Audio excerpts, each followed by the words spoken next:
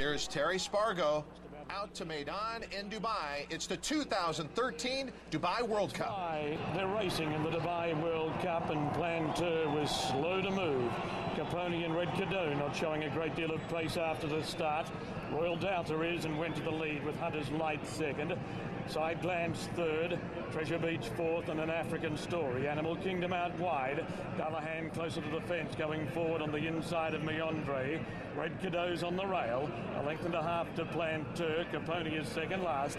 And Casiano had immediately dropped out to the tail of the field as Royal Delta takes them to the back of the track past the 1,500 metres mark.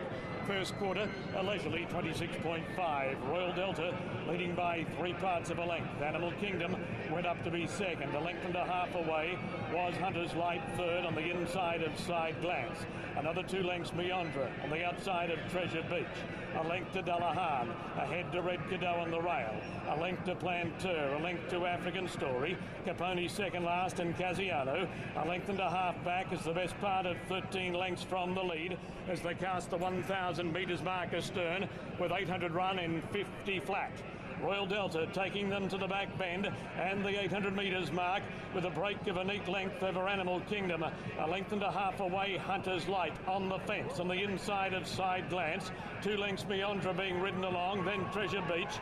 Dullahan's out 3 deep, Plan 2 in the middle. Red Cadeau on the rail, then Casiano, followed by African Story, and Caponi had dropped out to be last with 4:50 to run. Coming around the turn, Royal Delta surrendered to Animal Kingdom, who darted a length and a half in front of Side Glance. Hunter's Light into the clear. Plan 2 on the outside, and An African Story, the Derby winner. Animal Kingdom in front with 200 metres left to go. Red Cadeau on the inside starting to flash home. Will he have time? Animal Kingdom leads.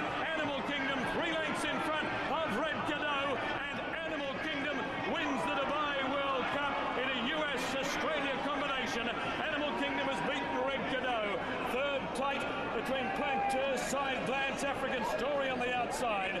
Then Meandre, Treasure Beach, Hunter's Light, Casiano, Royal Delta, Dullahan, and Caponi will walk across the line, last of all, in the Dubai World Cup of 2013.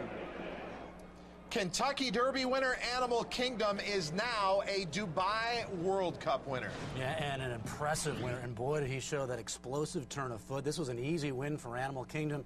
Hadn't won a race since February 18th of 2012. And Simon highlighting the trip, and Joel Rosario criticized for having him forwardly placed in the Gulfstream Park Turf Handicap on the 9th of February. Had him fairly close in this race, and when Royal Delta kind of stopped in this race, Animal Kingdom forges his way to the lead. Yeah, I think he knew that was the horse to beat. From that outside post, Animal Kingdom was hung fairly wide into the first turn. He had about a 4 or 5 wide trip into that the first turn. But once he came out of the bend down the backside, he was latched onto Royal Delta. She gave way immediately. She turned for home.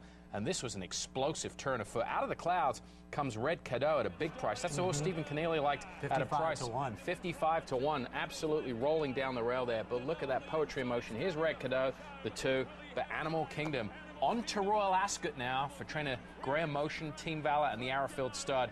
With that partnership of Arrowfield based in Australia, this win actually goes down in the record books as an Australian victory. But I think we'll done with a victory in the richest race in the world. Congratulations to Team Valor, Graham Motion, and Joel Rosario. We'll have reaction from the victory when we come back right after this. Stay tuned.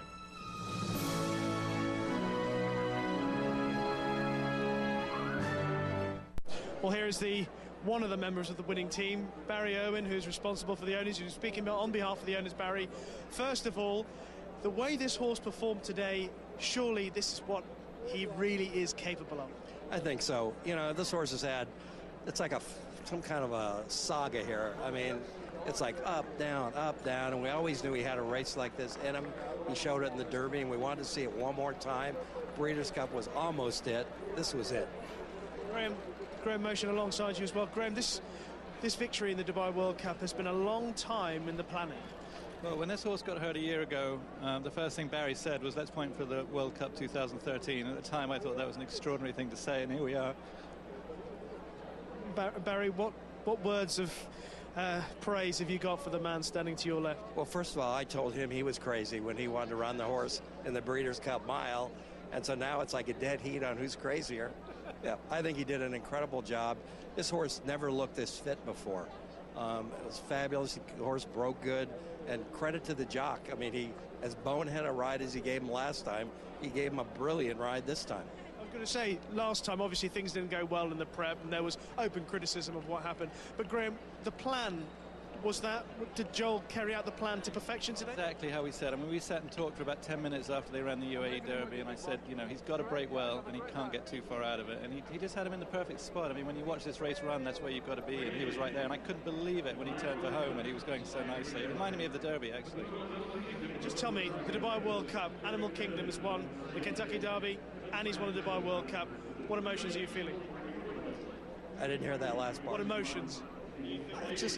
I was not nervous before the race, which for me is unusual. And I was shocked afterward to see what he was capable of doing. It's one of these things where you hope to see it, but you never know if you're going to see it. And we did, and I'm just thrilled for everybody, but most of all for the horse. And Graham, you're going to be able to put the Dubai World Cup on the mantelpiece alongside all the other great trophies that you've got. How does that rank? Yeah, I don't know if it'll fit.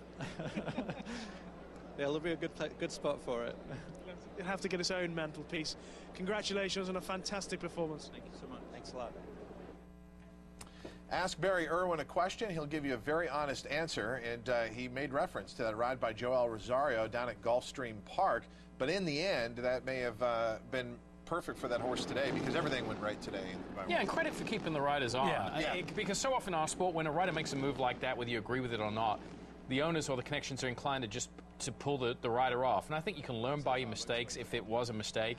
And, you know, look, if a trainer makes one bad move, owners don't pull the horses right away. I think you need to give credit to Rosario for being criticized for being too close and not saying, well, I got to be further back. Right. He didn't overcompensate today. He was still fairly close early on. Yeah. But it's one of the great training jobs you'll ever see. Yeah, I agree with that. I mean, this was his 5th start during a 22-month span. Well, and look at the starts. I mean, look at the races he was trying to conquer over that time. Faced the best miler in the U.S. in Wise Dan, probably the best middle distance turf horse in point of entry. So. And the Wise Dan, that was his 2nd race in 18 months. Yeah, exactly. And these are the presentations. They're going to some of the ownership groups. Sheikh Mohammed there, who's responsible for this whole evening, presenting the Dubai World Cup trophy. It has been another spectacular edition of the Dubai Racing Carnival. We've watched it since the beginning and now to its conclusion. Graham Motion being honored along with Team Valor and now Arrowfield Stud. Animal Kingdom headed off to Australia. But let's take a look at the entire order of finish here. Royal Delta, one of the biggest names there, right next to Doulahan, far back. Yeah, way back. A disappointing effort from them. So the record now goes for 2 for 37. 2 for 35 as far as winners on Dubai World Cup night since we moved to Meydan. I was saying, Animal Kingdom, the 2nd Derby winner to win the World Cup. Silver Charm doing it in 97, winning the race in 98, and Animal Kingdom Derby winner in 2011, winning here in 2013. Matt, you were on air for TVG throughout most of the night, so you watched a lot of these races along with our TVG viewing audience. How do you look back at some of the previous races before our Dubai World Cup final? Obviously, St. Nicholas Abbey, who lost the Shima Classic by a neck last year to Cirrus Daigle, comes back with a big-time win. Lines of Battle, 100 points for the Kentucky Derby.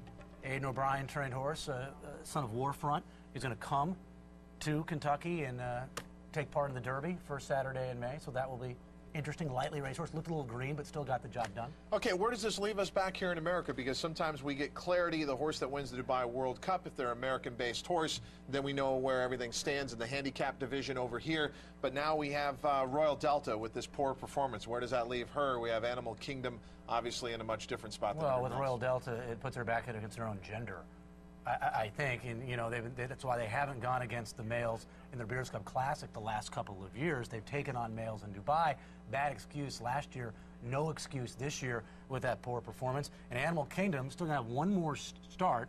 It looks like it's going to be Royal Ascot, probably the Prince of Wales now, I would think, because that's a 1.25 miles. Right, the Queen Anne is a mile race, so the race in which Franco won last year. I would imagine the Prince of Wales. Animal Kingdom's scheduled to fly to the UK. He's going to be based in the UK. He's not coming back to the US. He's going to be based in the UK and have his swan song there at Royal Ascot and the Prince of Wales. So I think the handicap division here is in turmoil. I mean, there's no pro tem leader at all.